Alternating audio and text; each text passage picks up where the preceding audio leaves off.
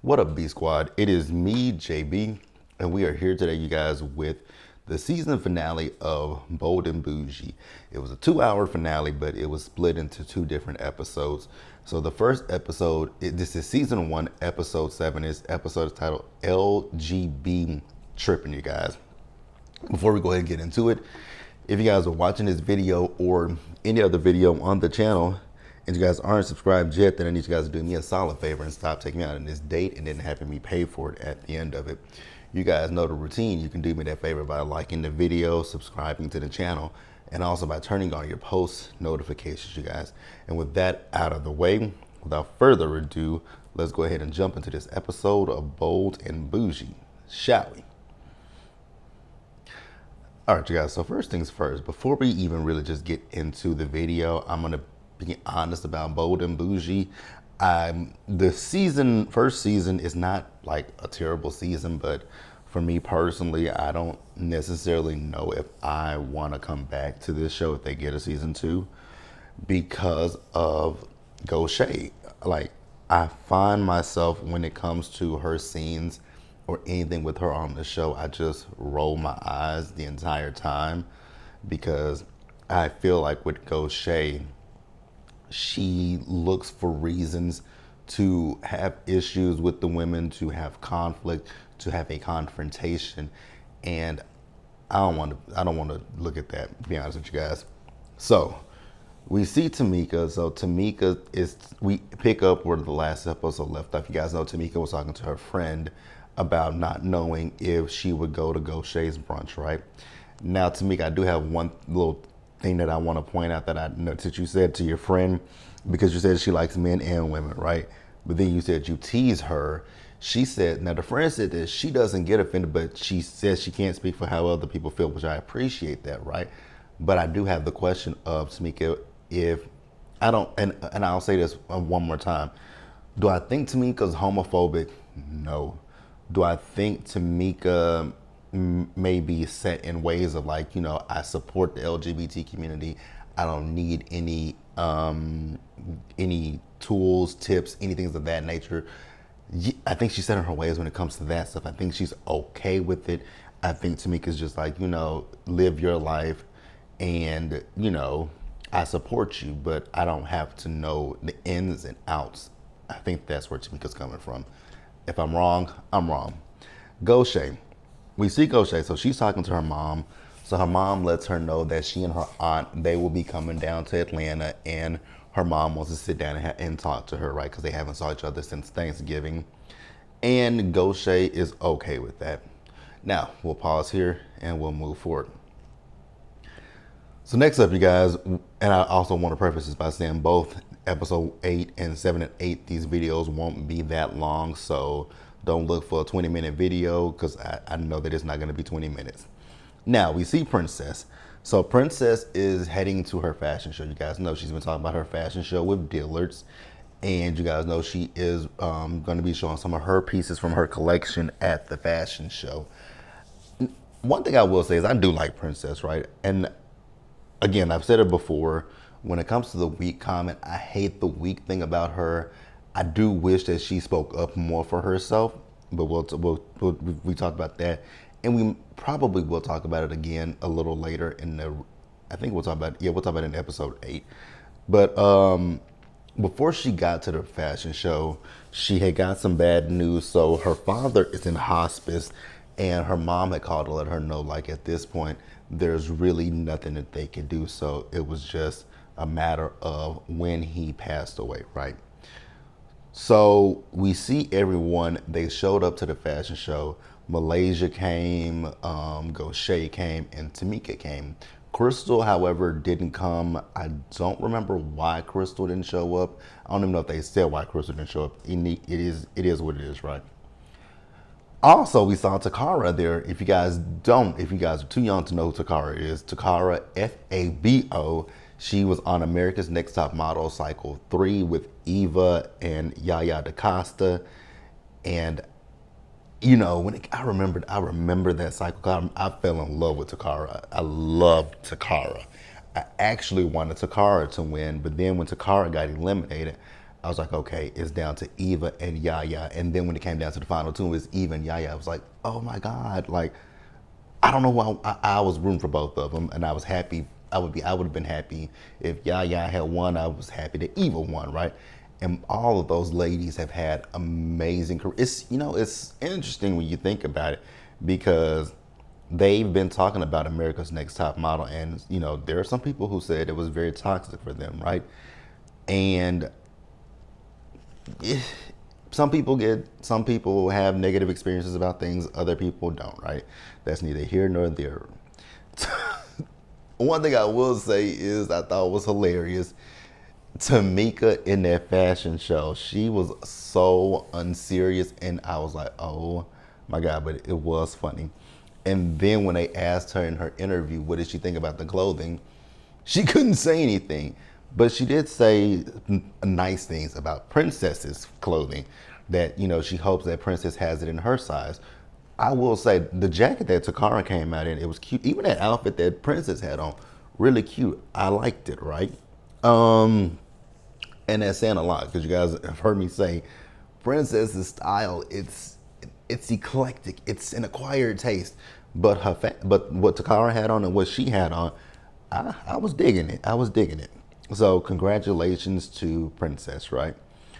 So now we move over to Goshay and her mom and her aunt. They visit her, right?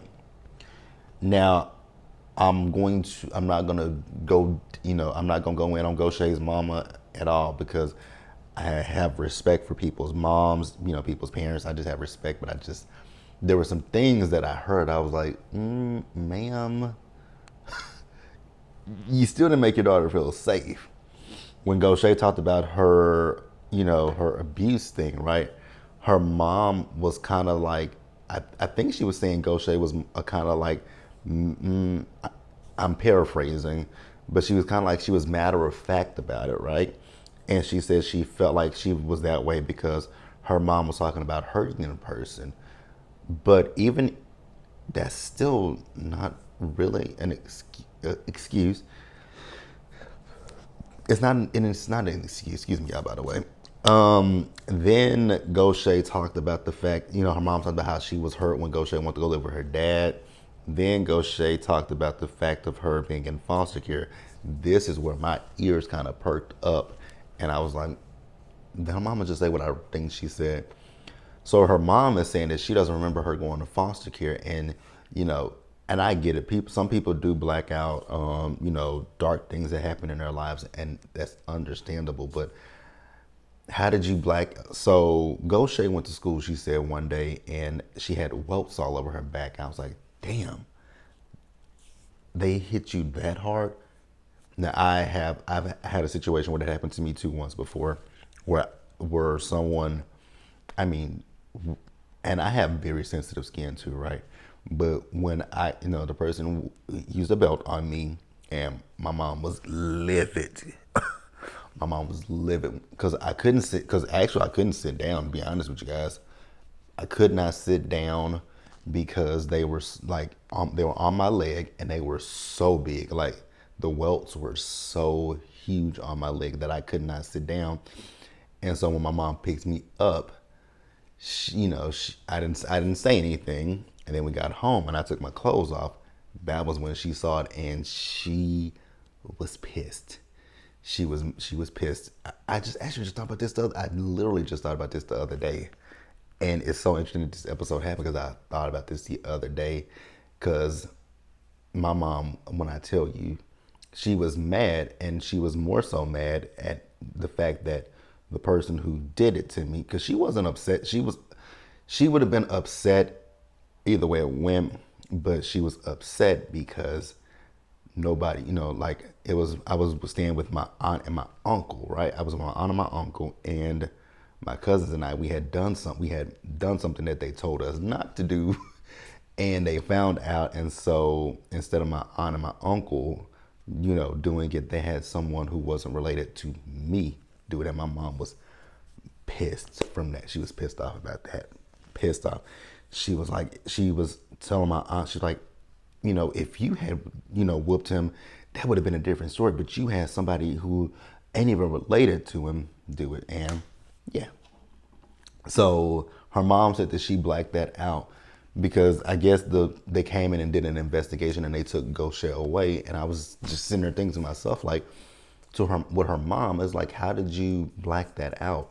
That because you recalled her going through them in interviewing her, so you don't recall them taking her out of the household.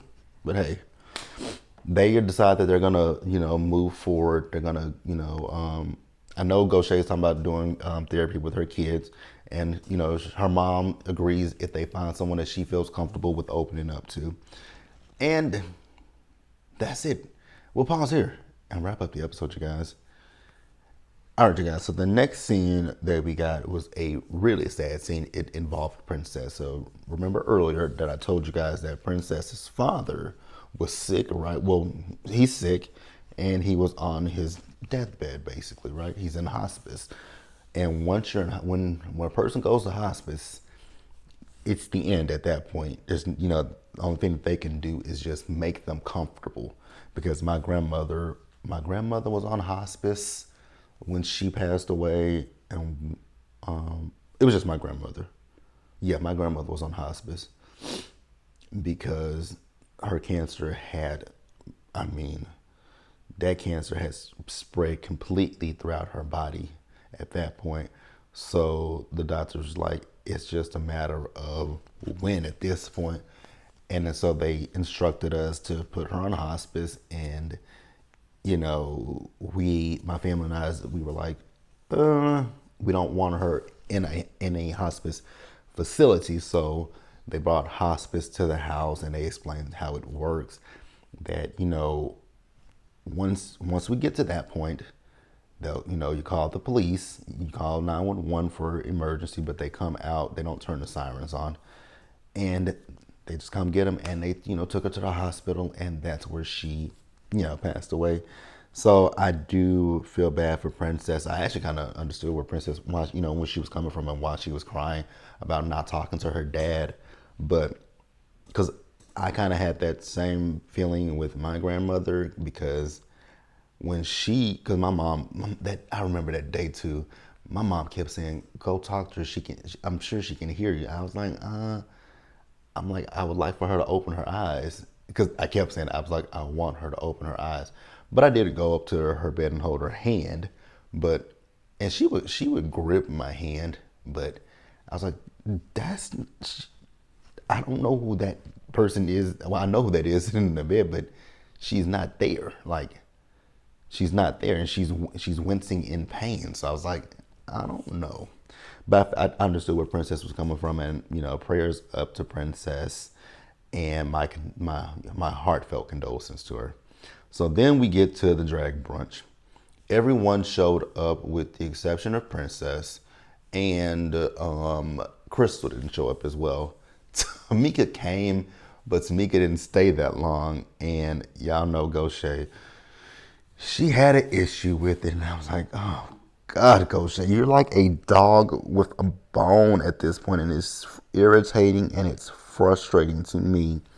So she has the Q&A with T.S. Madison, and on the flip side, Princess is doing a photo shoot for Upscale magazine where she'll be interviewed about 15 years of Real Housewives of Atlanta. I was like, oh God, I was like, I hope Gosha does not know about this because I'm like, Gosha is gonna make this about her, whereas it's not about her because I'm pretty positive Princess did not she did not make this. She did not set this up. And Derek Blanks is a very well-known photographer, so I'm pretty sure that man has a busy schedule. So she probably was like, when you're dealing with grief, my God, and see, this is what's gonna bother me with Gosha. This is what's gonna bother me with Gosha, and this is why I say I don't know that I want to come back for this. Because yes, Princess went and did a photo shoot. That is something for her to get out of the house and not sit and sulk and be in that negative space because you can definitely 100% get into a negative space when your parent passed away. I did it. It happened to me when my mom died. The first day that I woke, that first day When I woke up March 20th, I remember it. I woke up and, you know, everybody was calling me, checking on me. And one of my cousins, she called me and I just bust out crying. I just started crying. And she was like, I'm going to call you back later. I was like, okay. And I went back in my room and I went to sleep. And I just slept for a while.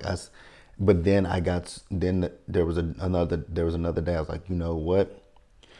You can either continue to sit and sulk and be, it's gonna hurt. But I was like, you can choose to sit in this grief, or you can get out and just enjoy the day. And that's what I did. I had to force myself to go outside and just get some fresh air and go for a walk. So, like, my God, I'm over Goshay. I'm over her. I'm over her. I'm over her. That is episode 7, you guys. Let me know what you guys thought about it down in the comment section below. Subscribe to the channel. Turn on your post notifications. Share the video, you guys. Until the next time, stay safe. Take care of yourselves. Wash your hands. Be blessed. And I'll see you guys for the next video. Bye.